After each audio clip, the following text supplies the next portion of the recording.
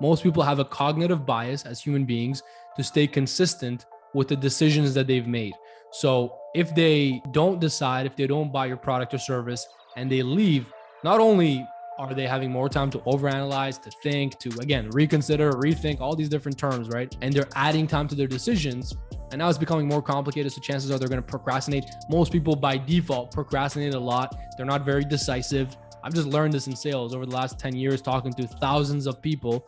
I've realized most people are not that decisive. It's just a reality. It is what it is. Most people procrastinate. It's just a reality. So not only do you have all these things, but then you have consistency bias, one of our cognitive human biases playing against you because they didn't make a decision. They pretty much said no to you. And again, not saying yes is also saying no. So they pretty much didn't buy. They didn't make a decision. Now afterwards, they're going to stay consistent with that. Whereas when they make a decision, they put a deposit down, but not even the full payment.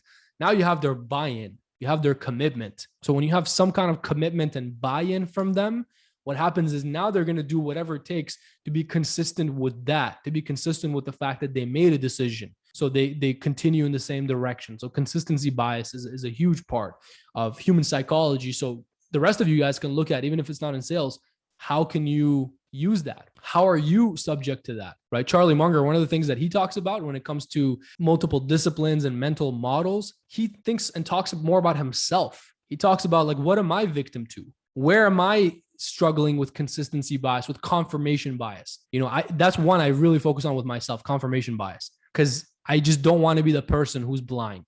I don't want to be the person who thinks I'm right, but I'm not being objective. One of my biggest pet peeves is not being objective. And whatever the situation is, we can look at obviously some very obvious situations right now in the world that people get emotional about, whether you're on one side or another. I'm constantly trying to disprove myself, trying to not get stuck in my position. Even though I'm more leaning this way, I want to still question myself. Like, what if?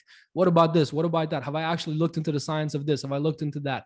Have I actually done the due diligence? Have I read articles? Am I listening to both sides? Am I gathering all the right information so that I'm making the right educated decision? And you should do that in every part of your life, right? Because otherwise, it's confirmation bias. It's what Warren Buffett said.